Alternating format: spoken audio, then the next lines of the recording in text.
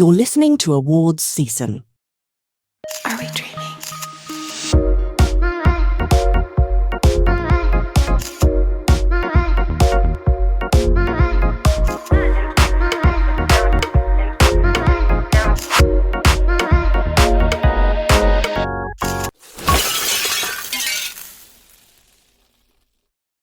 Welcome to Awards Season, a podcast about award shows, red carpets, and scandals galore.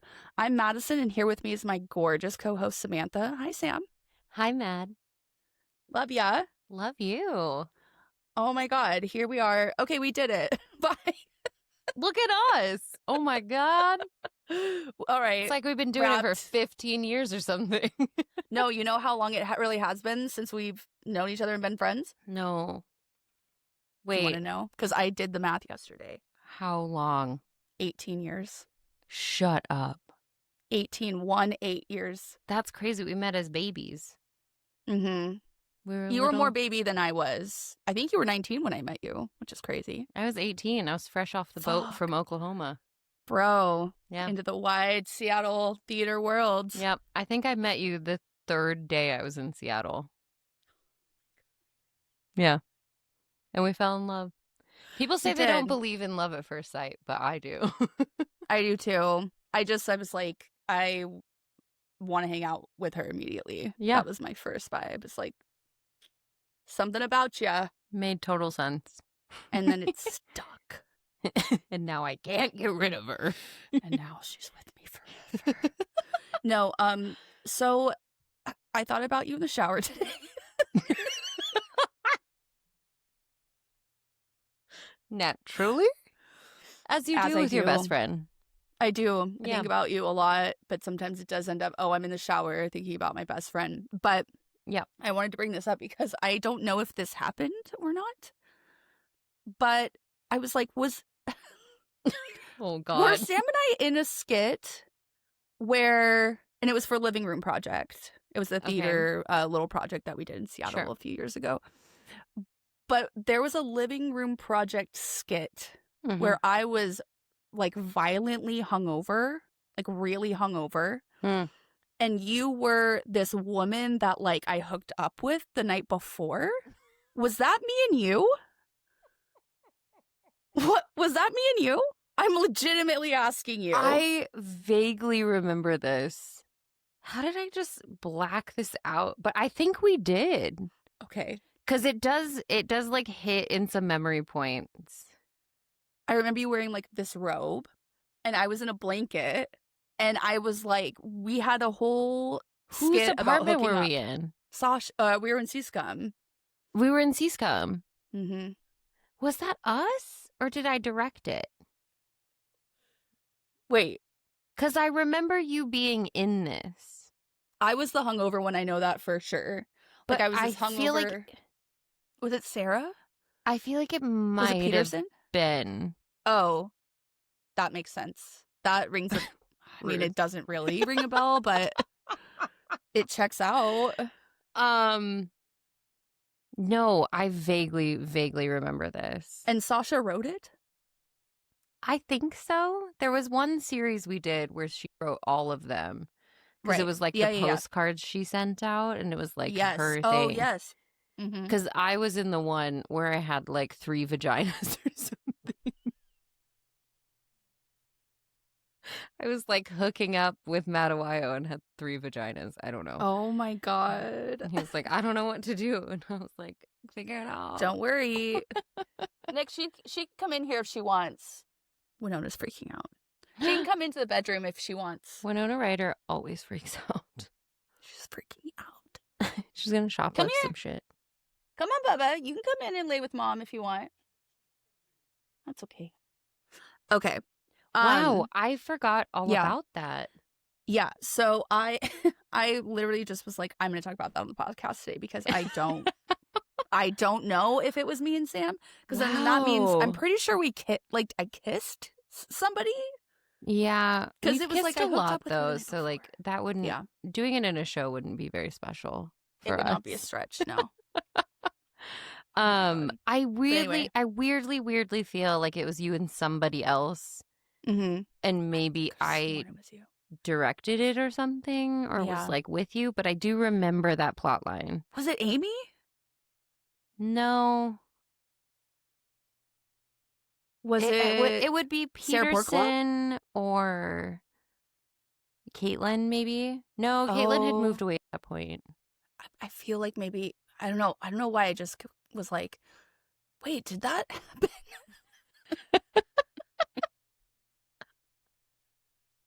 You know, a lot of things have happened. Okay. A lot in the 18 years that we've known each other. Like, we're going to college. Our friendship is off to college. Yeah, Our literally. friendship can be sent off to war. Yeah. I don't know if we'd survive that long, but No, we wouldn't. But that'd be the fun part. yeah. It's just like, The call me adventure when of you it get to hell. I'll pick you up, babe. I'll already be there. Okay? We're not trying. Call me when you get to hell. Is it too late to switch the name of the podcast?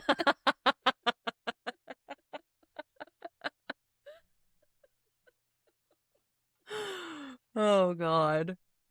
So before we get into, our first episode is about basically how trying to kind of peel away the mystery of how people get nominated, like what the process is. Yeah. And I think that that's a good way for us to start out. But I did want to talk about, I don't know what we're calling this. I think we might have to like take to the gram and see if anybody can come up with We'll a figure it name. out. Because right now it's just called Seen Anything Good Lately? Boo. I feel like it's a like on Watch What Happens Live where it's like a weird like goofy graphic that comes on. It's like a cartoon of us. Yes. It's like, see anything good lately? So our heads like They're just with like big like cartoon eyes. But honestly, that show slaps. So Yeah, it does. It's not It bad. sure does. Have you So seen I want anything you to good start lately? out though. Oh, you want me to I start have, out? but I want you to start because I'm like so excited. It's a rhetorical transaction at this episode because I already know what you're gonna say, but I just want to hear about. I want to hear like highlights, like cool things that you loved about it. Like I'm sure you loved everything, but if you want to tell our audience what it is, I did. The cool thing I've seen lately is Oh Mary on fucking Broadway. Yes, I live in the middle of nowhere in Montana, and somehow convinced my husband to go to New York with me to go see love it. an unhinged play about if Mary Todd Lincoln wasn't so sad that her husband died. Which is how Cole Escola describes it to people, which I love. Yeah, so that is what I saw, and it changed my life. Oh my god! It's because you saw it with him in the lead. He was playing. Yeah, Mary, so which is crazy. Yeah, so it was off Broadway, moved to Broadway, and then Cole, a bunch of them actually, a bunch of the original cast went and did other things, and they had like Titus Burgess played Mary, who is Titus Andromedon. And I remember some interview that I saw, and Cole was like, I just tried to think of like a completely unhinged person, and Titus really came to mind. And I really respect that because, like, agreed. Yeah. Like, brilliant minds. And, but yeah, so it was the whole original Broadway cast came back, I think because they were doing Tonys. Because they got nominated. They knew they were going to, like, run for Tonys. And, but it's the full original cast. Oh, my God. And even Joe was like, I never really understood why that mattered. He was like, I don't really get it. I'm like, because it's the people that originate these roles. You know, like everybody who takes it on is going to do something a little different with it, make it their own. But these are the people that like made it what it is. And like that's why it's so cool. And especially with this one because Cole wrote it. Right. And so like the fact that they're in it and playing the lead role is wild. So it's a big deal. The whole cast was there. No understudies. The first 5 seconds, I was like smacked in the face with insanity. And I was like, this is my favorite thing. Yeah, what do you want to know? Like it completely changed something that my you life. won't forget. Yeah, like what will you not forget about that? And like you can spoil it too. Like there's gonna be spoilers maybe on this. Like if you want to see it, maybe skip I was this like, part. I don't want to I spoil it for you. I think like go ahead and spoil it, and if somebody's like, oh, I'm gonna see it or something, they can fast forward or they can come back later. Yeah. But like because I want to know. Like I want to know. Oh, I just want to be inside your brain, blown away. Well, I mean, there's so many, but I think one of the first things that comes to mind is like, you go in and I know who this person is. I've been following this person's career for years. Yeah. Like I have loved them and they're so crazy in the best way, like smart crazy, good crazy. Yeah. Maybe homicidal crazy, which I appreciate. Well, we like that energy. We like that. And so I kind of knew a little bit of the like vibe I was getting into. Joe did not, which was great. The Republican sitting next to me did not know. Oh my which God. I love. He's like this is an accurate representation. Yeah, they were like, oh, history, which is funny. That's what my in-laws said. And they're like, oh, you're going to go see a play about Mary Todd Lincoln? Like, yes. It's historical. It's completely educational. Oh my God. Yeah. So I kind of knew what we were getting into. In the first 5 minutes, you're like, yes, this is what it is. It's crazy. It starts at 1,000%. It kind of felt like, remember when we were in Tom Thumb? Yes. And we would have have the like vocal warm-ups and do like crazy songs, and we'd all make all these crazy jokes backstage just to get us like, just to get that energy up. Yeah, it felt like that. To start off with a bang. Yeah. Yeah, and it was like it was like that. It was crazy. And then I was kind of like, where's it gonna go from here? And you're not prepared. As much as prepared as I was not prepared, which is the best part. The best part that sticks out to me is there's this moment. It mainly takes place in Abe's office. Okay. And she has that hoop skirt, like you've seen the costume, right?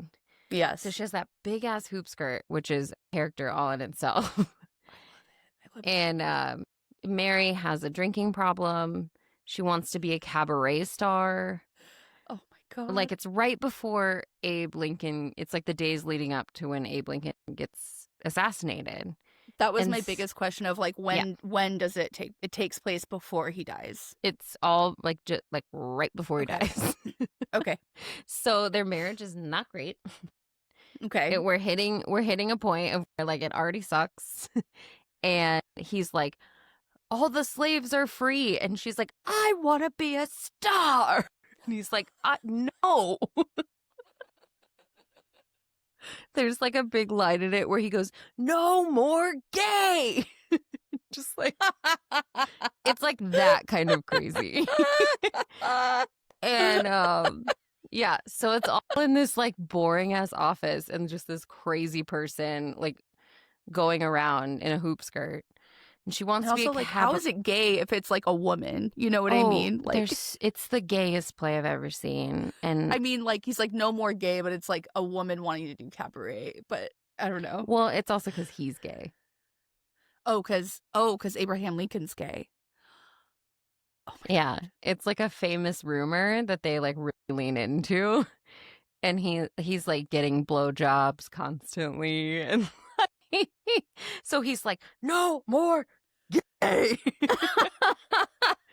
He's just this like really angry guy.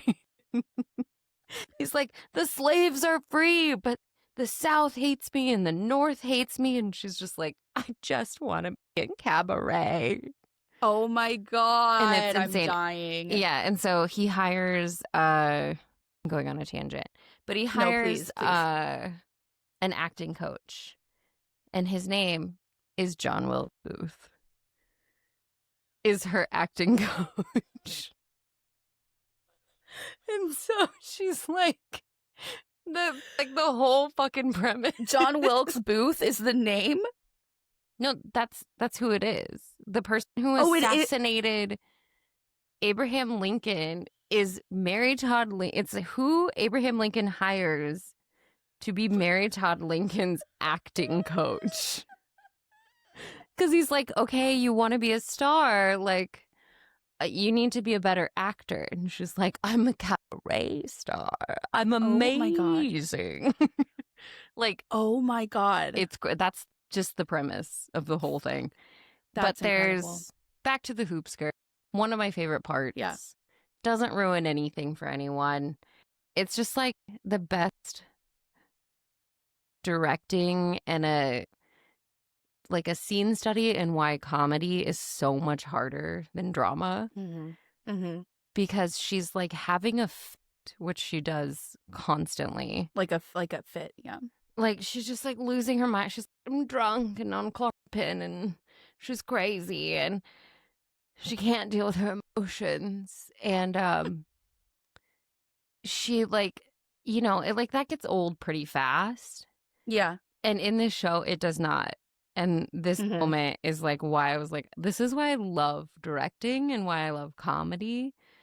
Because she's in this giant fucking hoop skirt. She somehow ends up on Abe Lincoln's desk. Okay.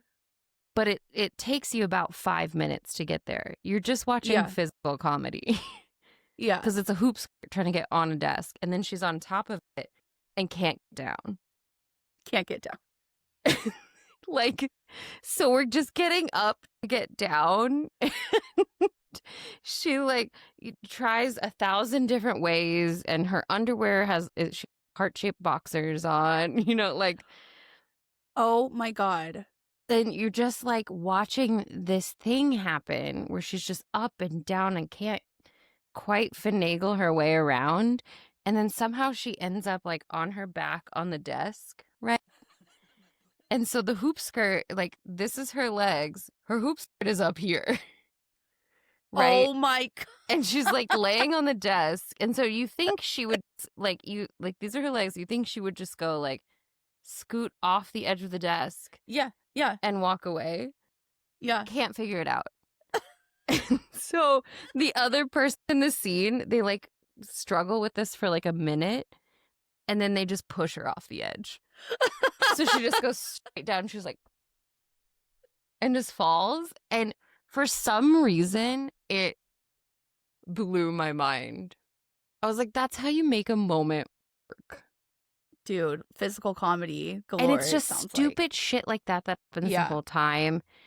And then it's also like, it's got heart. It's got soul. It's like she has this monologue about how being like she can't stand to be with Abe any longer because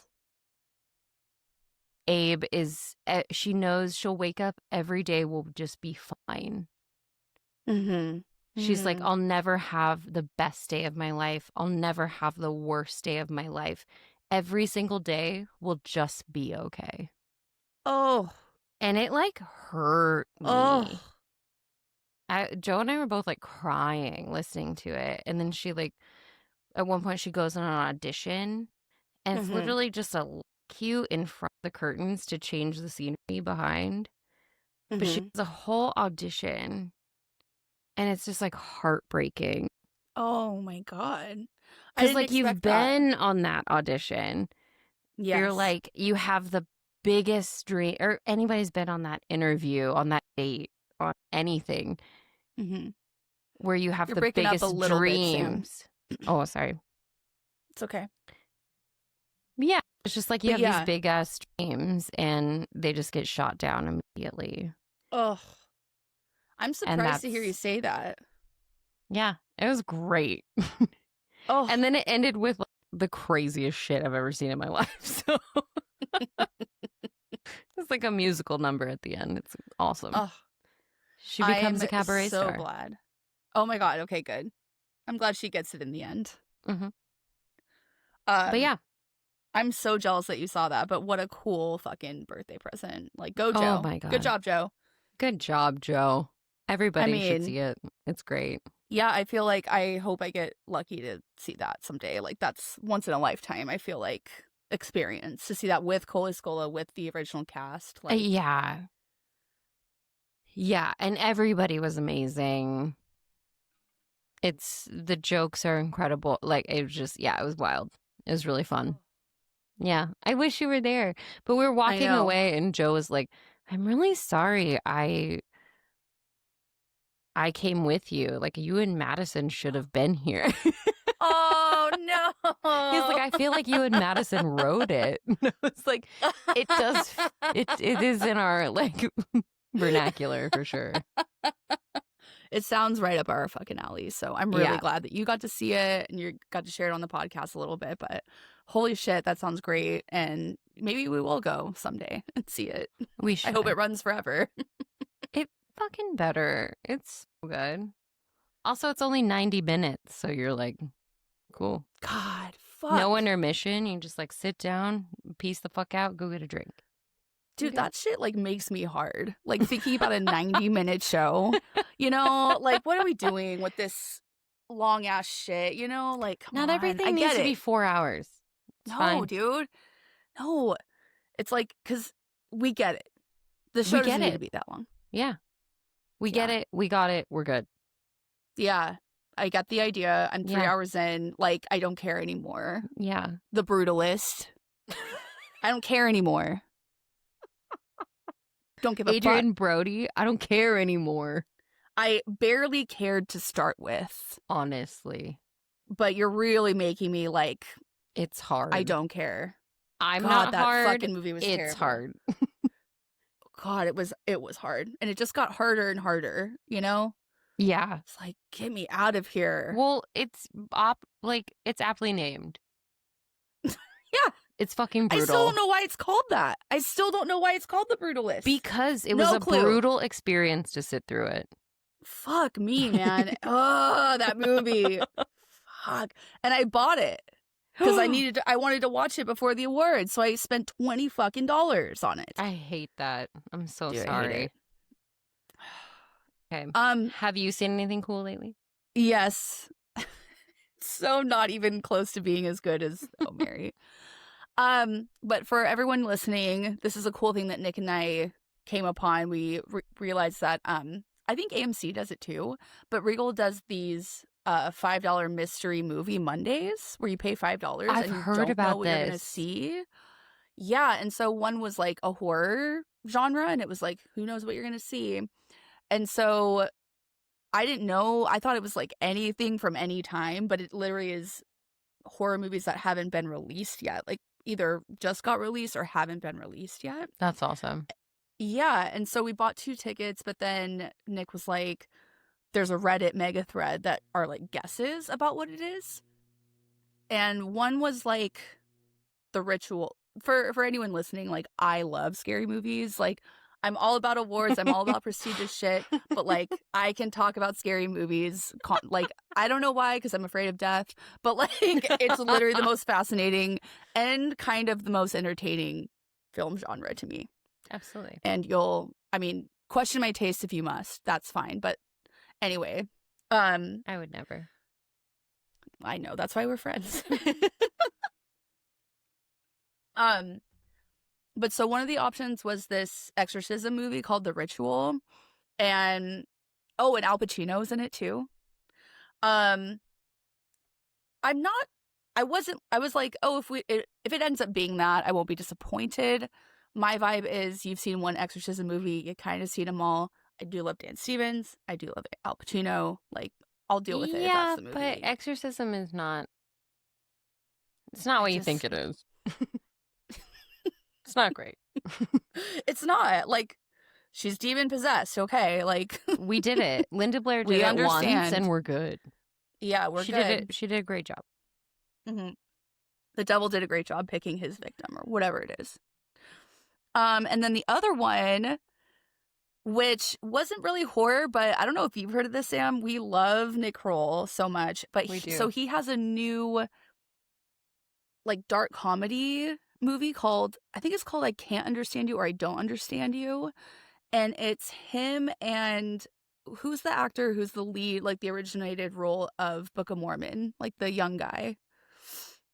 He's on Girls, I think. Andrew Rannells. Yeah, he and Nick Kroll are this couple that go to Italy for their last. I know, for their last He's hurrah so before funny. their surrogate has their baby. They're like having this baby, but then they go to Italy and accidentally kill like this nonna who's serving them breakfast or like dinner on the hillside, and then they kind of accidentally go on this spree of like killing people. Wait, that sounds amazing. Oh my god, I was like, that looks great. Not really in the horror genre, but like I am gonna see that. When it comes it sounds out. incredible. So there was another one that I'll tell you, it ended up being the one that I really wanted to see. Oh, I'm excited. By the trailer alone. Okay. So get into this, Sam. Get into Let me what hear this it. fucking movie's about. So it's called Dangerous Animals. Okay. And it's about a man. This is Australian horror, by the way, who's some of my favorite stuff is like from Australia.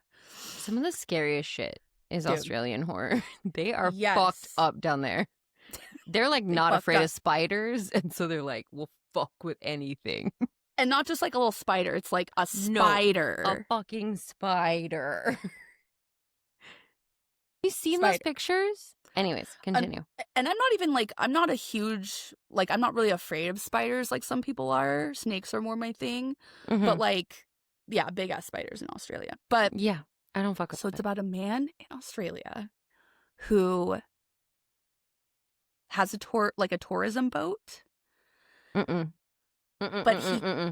he captures women, keeps them in his boat, like underneath.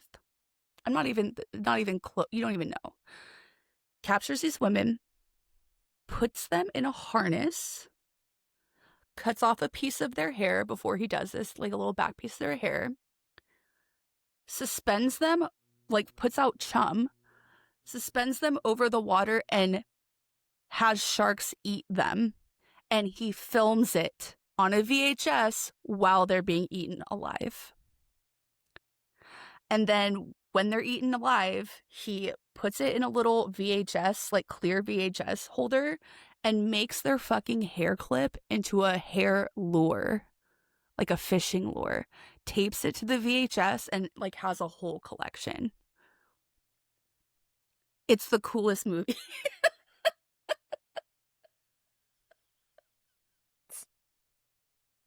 It's not what I thought you were gonna say, but it is so cool. It's just, it's so entertaining. It's just so good. Like, it's 10 out of 10 for horror people everywhere. Like, it is so good.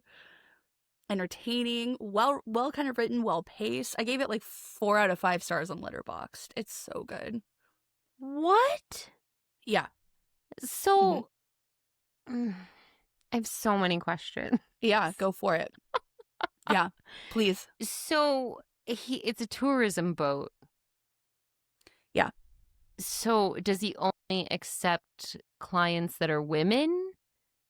And they have to be alone? Like, what woman is going on a boat alone with Well, this? he captured, so the first one, it was like a girl and her like European like new boyfriend kind of friend person. And it starts with them. I love a good like little intro before the title sequence, which is what this movie does. Same.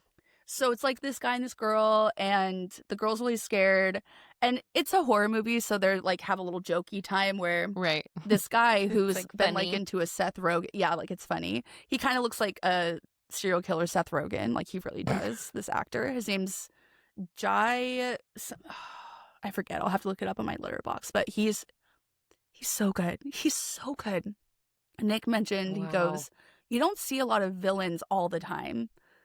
And in this movie, he's just like kind of the star of the show. He's around the whole time. He's so good. That's true. That is a good thing to say. Like, you're right. Villains usually hide in the shadows and they come in the end because it's all about the reveal.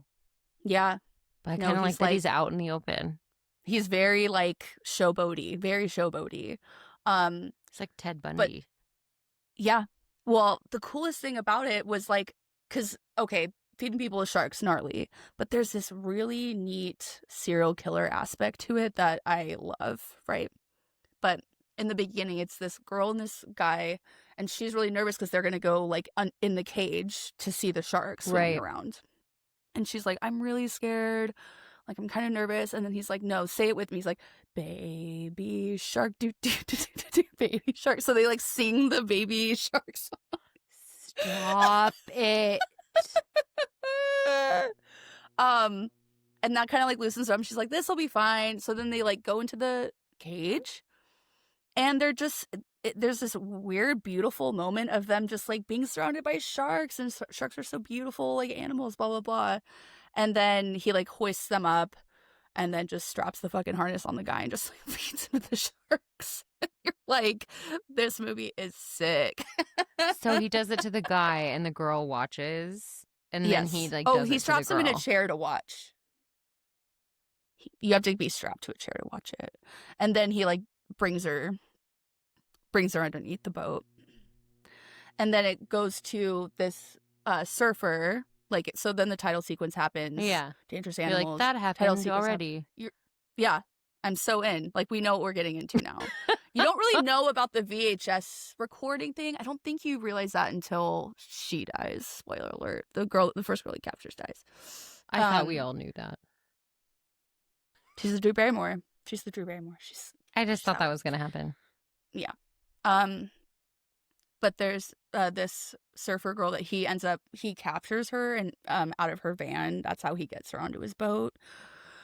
But he says he has a lot of really great monologues, but he has this monologue about like, I've been watching you and I've been watching you surf and out on the ocean, blah, blah, blah.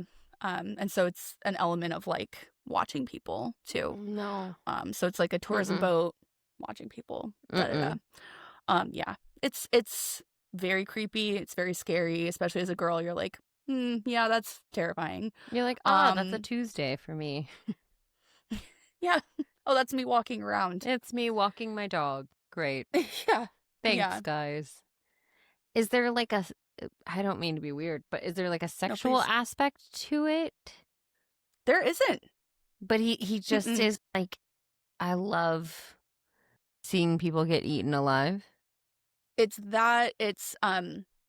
the collection aspect is a big thing, and you can tell that it's really about like the control and the power that sharks have, because you find out in the story that he was almost attacked by a shark. Like, he had a whole shark attack. That was my next question, is like, what's the shark thing?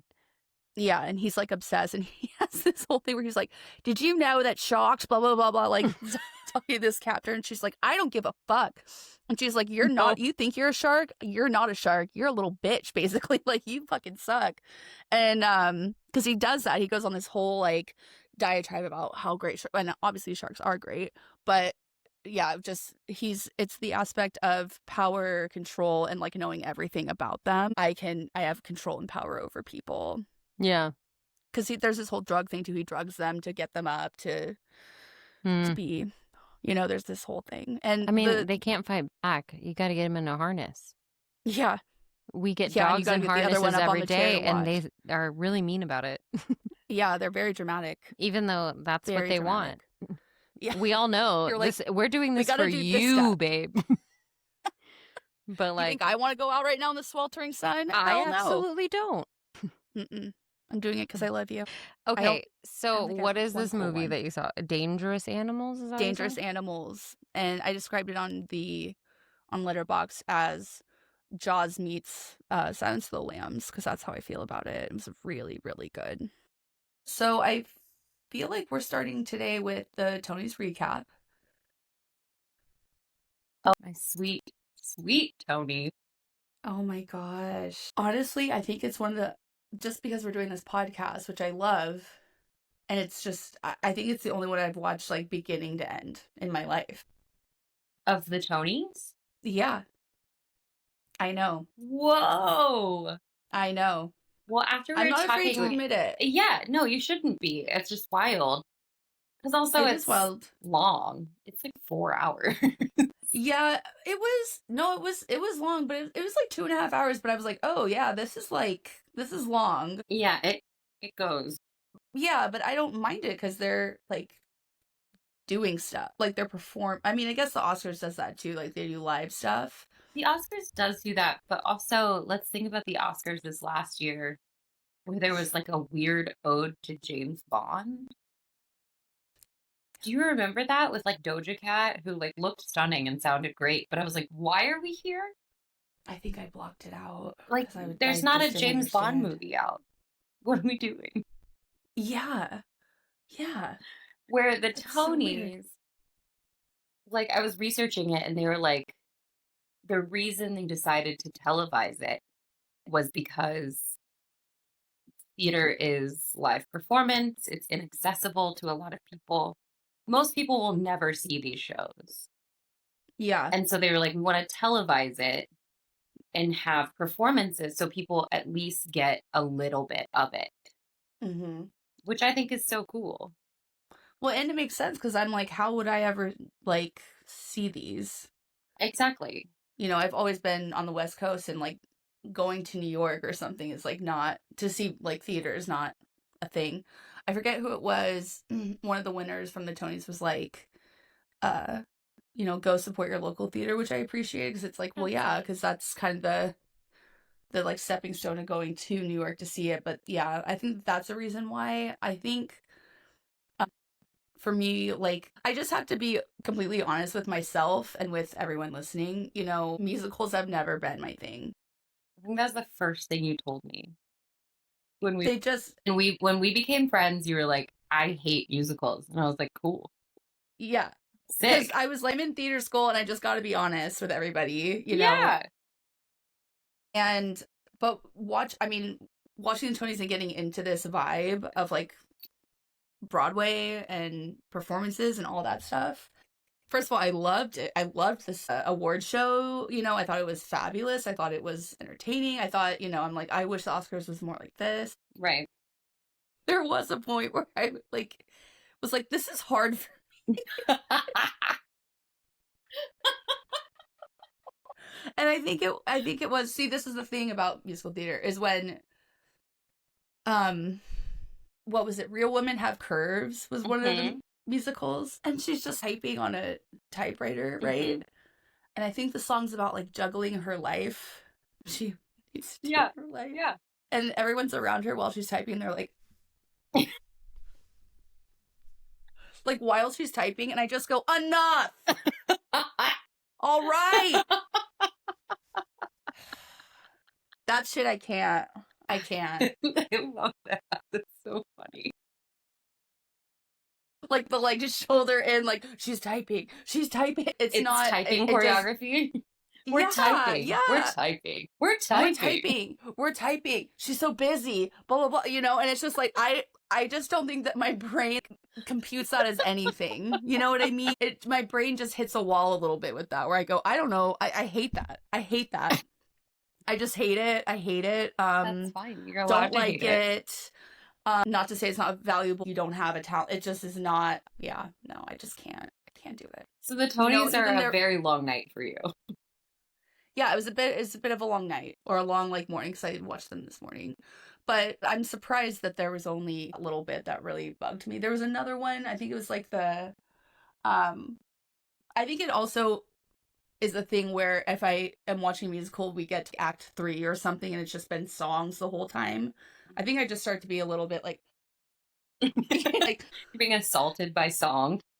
Yes, that's what it feels like. And just have a normal conversation. But it's a musical, so that's not how it works. Yeah, I take it you've never seen Hamilton.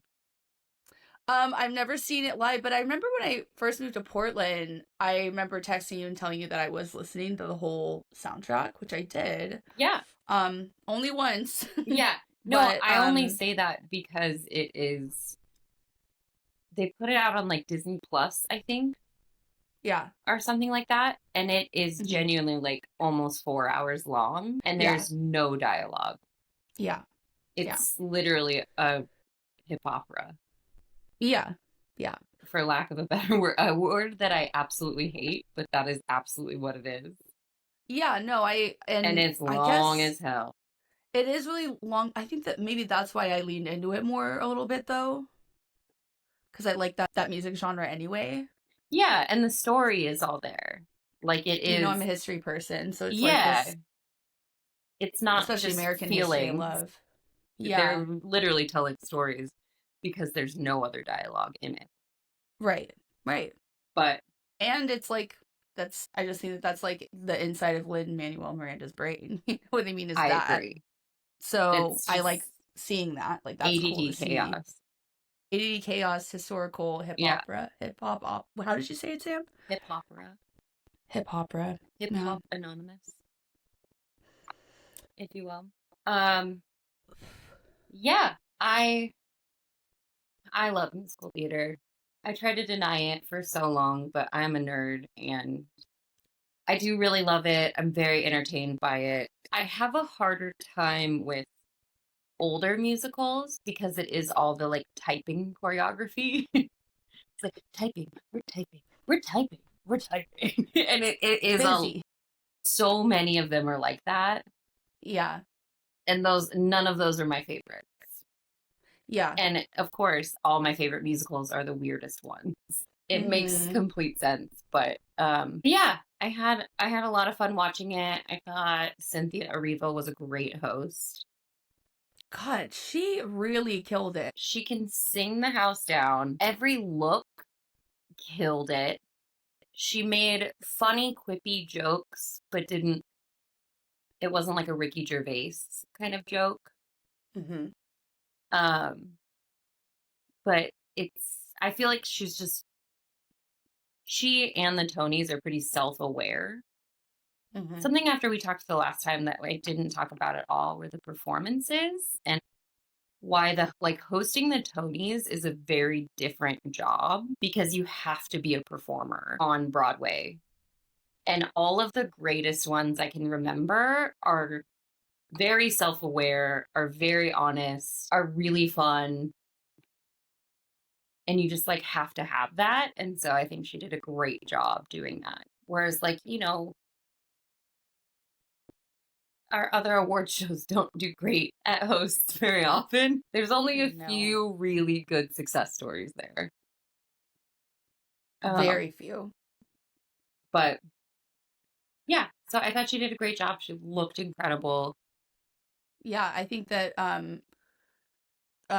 mean her intro song was I mean that an original song? Yeah. Yeah, so that's like the thing. Every year at the Tonys, the opener does like a totally original song, but includes the whole season. Yeah. So yeah, it's kind of like a Billy Crystal. Yeah, it's Academy Awards thing where I guess Billy Crystal's he always stuck out to me because that was kind of who always hosted when I was growing up. Same. Was Billy Crystal. But he would put himself in like all the movies. It's like the funny, exactly, really depressing movies, but he'd be like in them. So stupid. But I think I like that the comments about like Sarah Snook and and like she was like Succession Broadway is being back as long as we don't keep losing cast members from Succession. She made a joke about Jonathan Groff being the wettest man in America or something. When she was standing in the balcony. Yeah. And she was like, which is like, you also want to be up here if you're seeing. Yeah. It's just, they can all poke fun at each other, but it's all in good fun. And you know who I think didn't have a good time? And it felt obvious? I do. Yeah. George Clooney. He did stick out a bit. He was being a little butt. I'm like, sorry, this isn't, Hollywood, like, up your ass fucking, time for you. Like, sorry. We all kind of think you're the least talented one here. 'Cause you are. Look, I love George Clooney, but his time's ended, okay? Let's talk about his wife, because his wife is cool as fuck. I looked at his wife more than I looked at him. I was like, ooh, Yeah. it's a little hot in here. I know. Like, And she's like a human rights lawyer. So cool. yeah. But yeah, I feel like he was the only one that like wasn't having a laugh about it. He was like, No. why are you poking? It's like, this is the funnest one. Like this. Yeah, you're George Yeah. Clooney and you're at you got nominated for a Tony for a play based on a movie. Yeah. It's fine. You did a great job, I bet. My mom said, because they did the first telecast on like CNN of Good Night and Good Luck. Okay. The night before the Tonys. And my Oh, mom neat. watched it on TV. Oh my Which God. is so cool that they're doing that. I don't think Very cool. I've seen quite a few like filmed theater shows. Of course, they're not the same as seeing them live, but that's really cool because that's like a $250 ticket to Broadway. I'm never going to go see that. Right. I'm just right. not. There's not a chance. Yeah. I'm picking that over like Death Becomes Her. It's not happening. Oh yeah, if I'm going to see anyone, that's Of course I'm going to go see that one. I would have like dealt with the musical assault for that one. Yeah. And I mean, the music is so good. The actors are God. incredible. It's so funny. It's one of my favorite movies.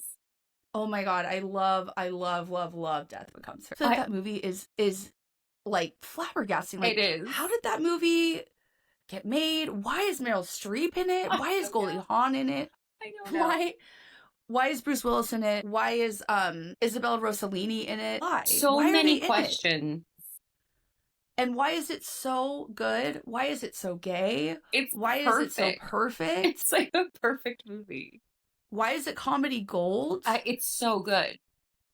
Why is it the definition of camp? Where It did is Death camp. Becomes Her come from? It literally just landed in our lives and just like took like nothing. No movie is like it.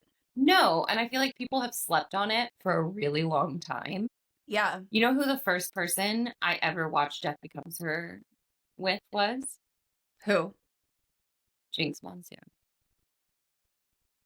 Little Jared Coffer.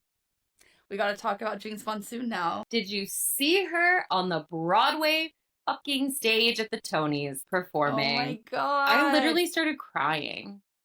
I almost cried too. And like Pirates Do you of want to tell our Penzance audience who they are, who she is in our lives? Jinx Monsoon is, wow. I don't even know how to sum up who Jinx Monsoon is. I mean, they are an incredible performer, drag performer, but also theater. And they have won Drag Race multiple times. Mm-hmm. So many, like they have been on off-Broadway and Broadway before. And they're incredible. They were in, what were they in? That really famous TV show. With the Doctor Who. Yes, thank you. I was like, it's really, really a big deal. Mm-hmm. Which I've never seen an episode of, but I feel like it would be right up my alley. Same. Like, never seen an episode. But Jinx Monsoon, we went to college with Jinx Monsoon. But yeah, it's like they're a big deal right now, and they were a big deal when we met them. Yeah. Which was, we were all in college together. Mm-hmm. Mm-hmm. And we were a couple years apart, but we went to a very small art school. And so we were like, you know, we all went to parties together. We were in shows together. Mm-hmm. We very, very much knew each other. Yeah. And so remember, it's so cool to see them performing next to David Hyde Pierce on the Tony stage. I died. I'm like, Jinx Monsoon's right next to Niles. Niles Crane. What did Paul Rudd say on Good? That what's his name from Ken Marino when he was on Yes. on American Summer. Yeah. And they're all partying and he comes in and he's like, "Oh God, it's Frasier." He's like, "It's Frasier. Everybody be cool." We're just like, "It's not Frasier. It's not Frasier. He's a very famous actor." Yeah, he's like a prestigious, very talented person. Yeah. So that was really cool. Partying with Jinx was always like just the most fun to be in her presence. We'd be practicing everyone because we were freshmen when she was a junior. or a sophomore. She was 2 years ahead of us. Yeah. So she was a junior when we were freshmen. And you'd be like rehearsing or you'd be in class and she'd be around. Yeah, well, because she worked as a janitor.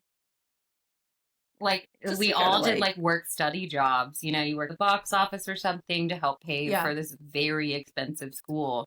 Yeah. Yeah. You did little odd jobs. To Yeah. kinda, like, And she was a janitor. And I remember being in like Timothy's class, trestle, and everybody's like doing the woo woo and like having these like big emotional moments. And it was just Jinx coming in like,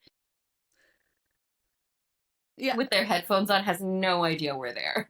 Yeah. She would just come and take the trash out and then just leave in the middle of class and we'd be like, well. Yeah. We're like, well, that happened. Anyway, but she's just been one of those people you always want to like be next to at the party or, you know, be acknowledged. Like, it just the coolest, like the queen bee, like just, but couldn't be more sweet and hilarious. One of the funniest people.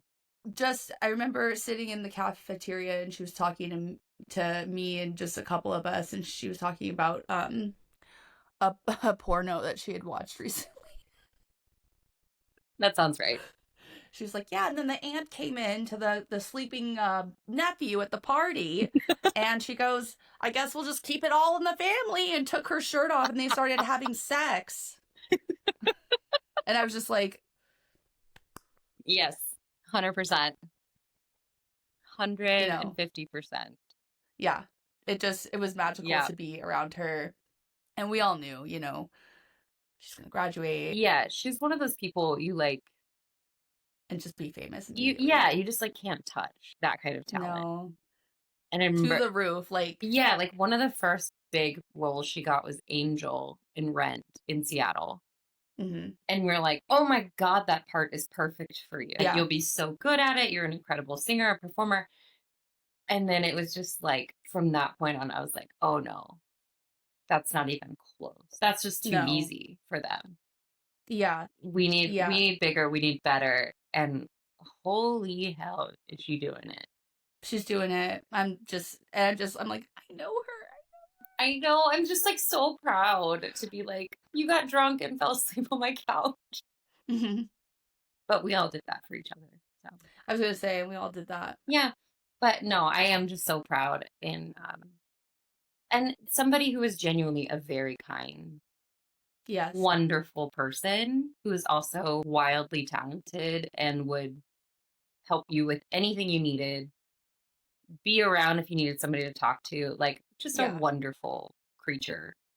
Fun dance partner too. Very fun dance partner. Yeah.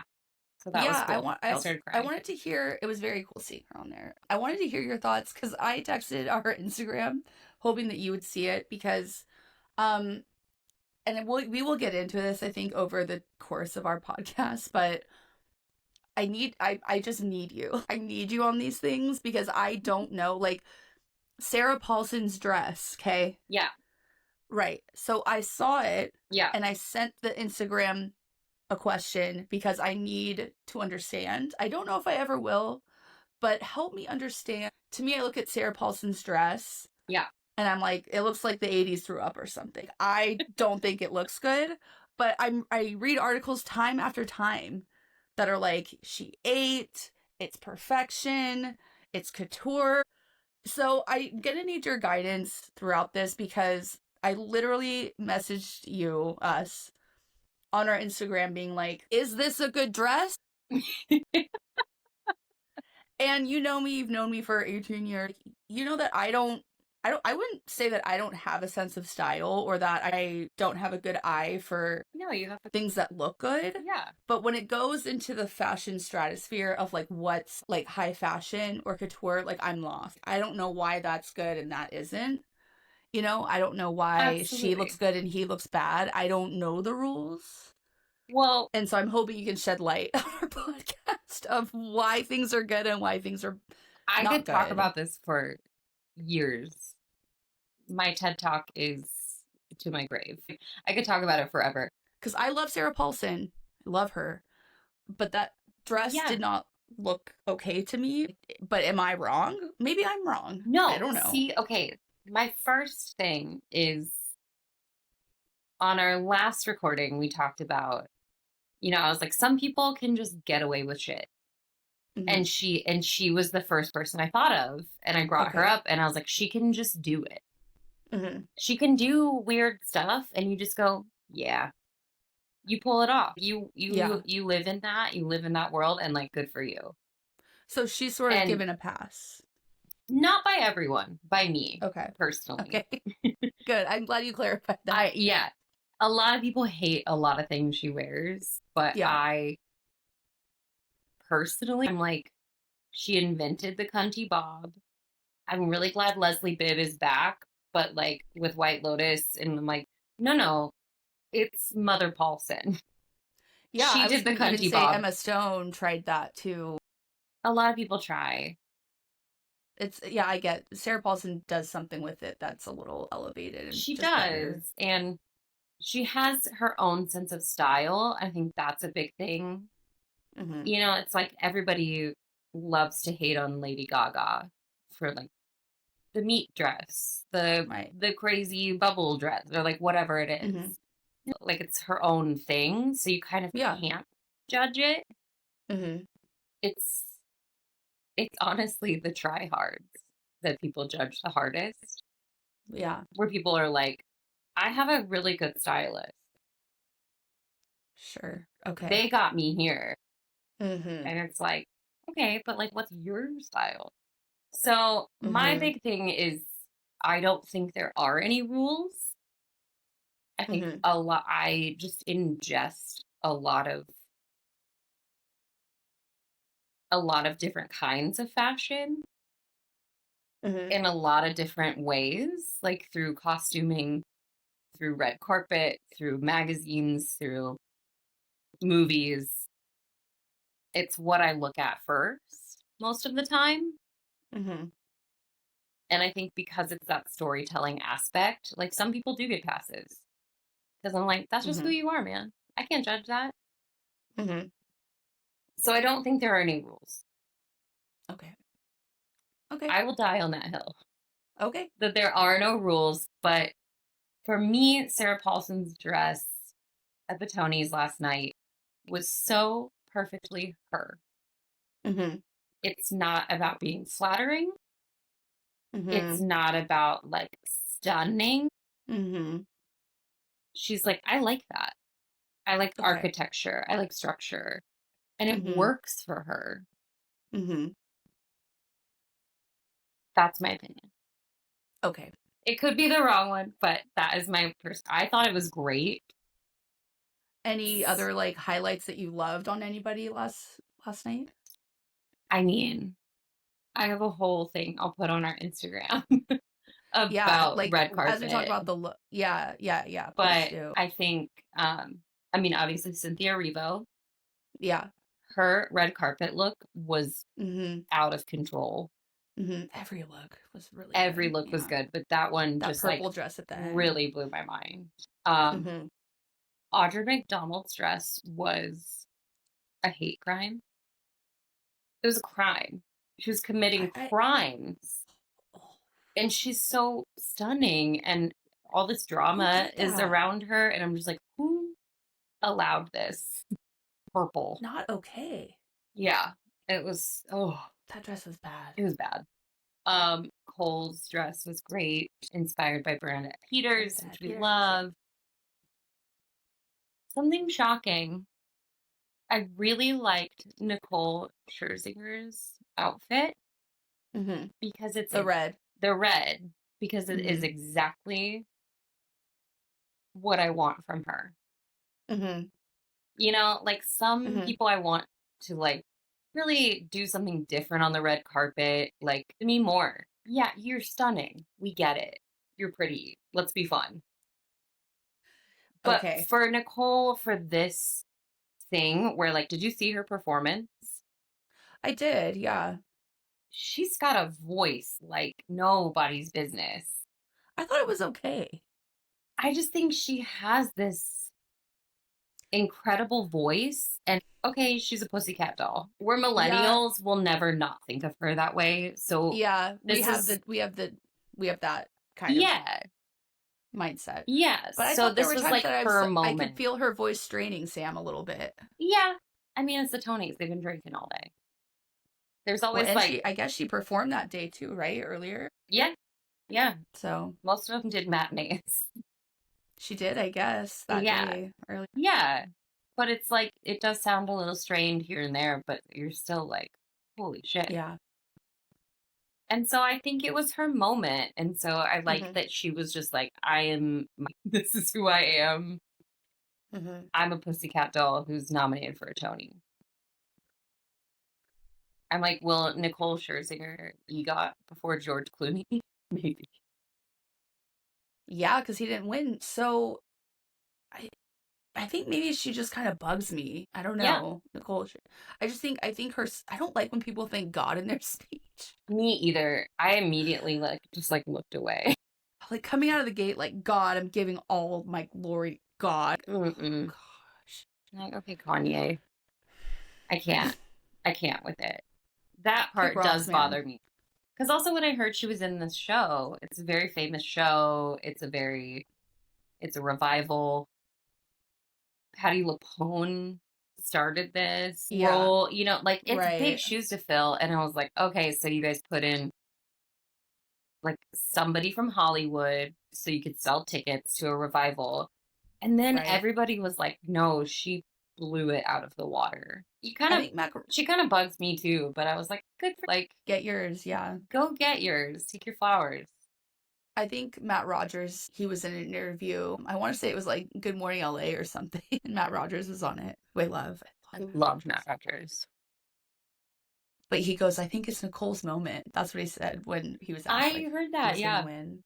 Yeah. Yeah, and he was like, I think it's Nicole's moment. So I don't think you were alone in thinking that she kind of swept it. Yeah. People were just blown away by her. And I think, especially when you walk into this like insular community of theater, especially Broadway theater, that's the clickiest of the clicks right there. I never even thought about that. You know, we theater kids, we like our clicks. We love our clicks. And these people that you are just like stepping over have been working since they were kids to get this dream. And they are probably just as talented as you. Right. But you get the ticket. You get the glory because you are a star already. And you're trying to like prove something or you want to do something. So people are not open to it all the time. So you really got to prove yourself and really like show that you're a part of this world and this community. And it seems like she did that, which I'm pretty surprised by because it doesn't seem like George Clooney or Denzel Washington or Jake Gyllenhaal are doing it. Or Kieran Culkin. Or Kieran. Sorry, buddy. Who we love, but like... Yeah. And we do want to, of course... I mean, I thought about this a lot. I've been thinking about Oh Mary a lot since it came out and just all this buzz around it. It's Cole's story is inspiring to me. Agreed. As a 38-year-old artist who feels like I'm going to be at a dead-end job for the rest of my life and...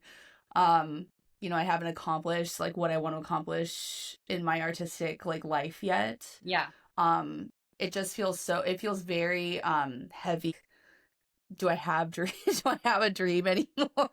You know, like, and just the fact that they kind of did this and just leaned into it completely and didn't hold anything back. And just went full force and believed in, like, what they were doing. Yeah. And then, not only that, but is winning a Tony, won several Tonys. It just is very inspiring, because they are 38. They're my age. Yeah.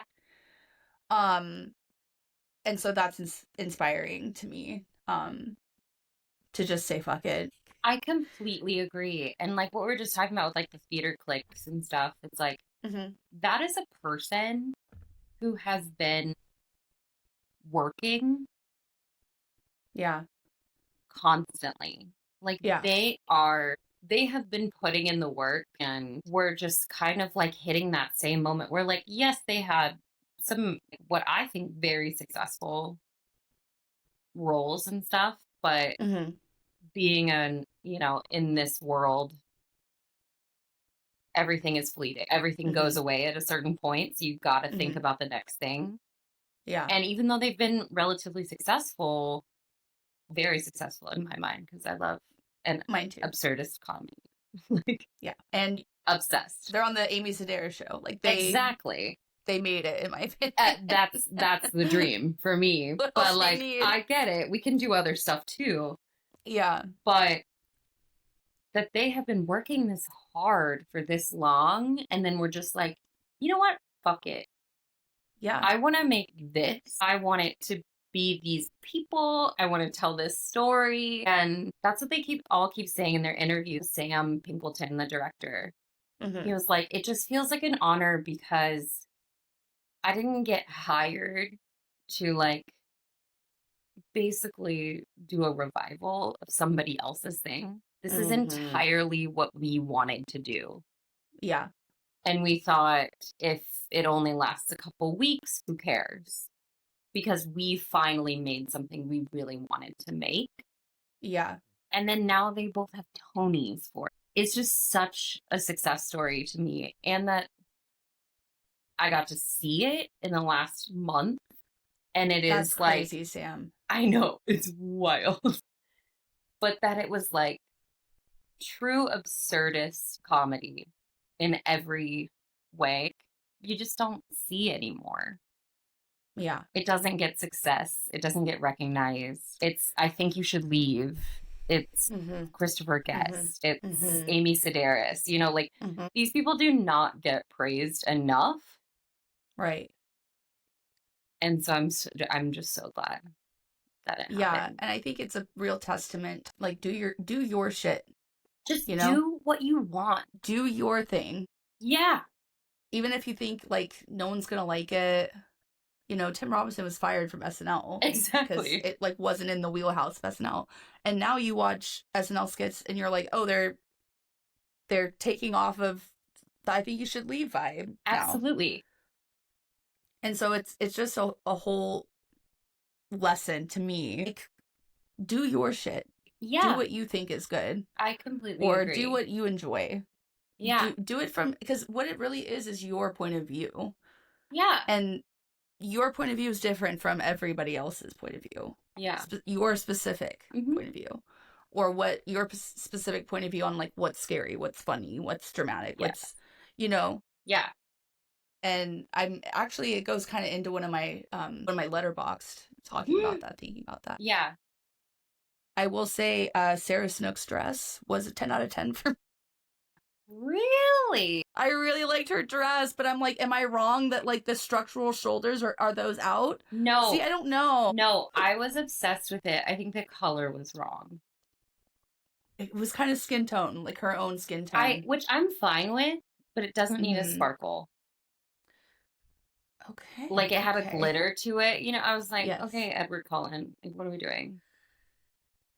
But like, she looked stunning. Don't get me wrong. I love that she won too. I do too. I'm so proud of her.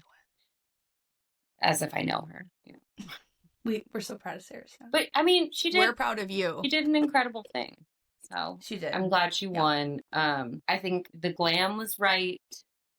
The dress was right. The color was wrong, or the fabric was wrong. Okay. I would say the color being skin tone does not bother me. I love like a monochromatic. Yeah, I love that. I was like, glitter? Come on. But I feel like glitter, like, so yeah, maybe it's not the right dress because glitter is kind of the Tony. You wear sparkly shit to the Tonys. Right. Save it for the Globes or something. Yeah. Something like that. Or like you do the same dress, but do it in a different fabric. Yeah. Like the same silhouette, you mean? The exact same dress, but like a weird, like a dark green or something. Latex or something. Oh, something that has a different sheen to it under the cameras to be like, oh, shit. Yeah, that would make sense. Yeah. Or you do glitter in a jewel tone. Mm-hmm. She's so good in jewel tones. Like a dark navy on Sarah Snook. Oof. I would love a navy dress. on the Tonys. You love Navy. I would love it. It's just because people underestimate it. I love Navy too, though. Yeah, I think because I think people fuck it up a little bit. They too. do. Like, they absolutely do. Because then all of a sudden it's like a menswear thing, and you're like, well, yeah. Anything else to say? I've loved for you that Our Town lost. I even went on a rant with Joe last night about Our Town. He was like, "You really hate it. You have a problem." It's my drug. Hating Our Town is my fucking drug.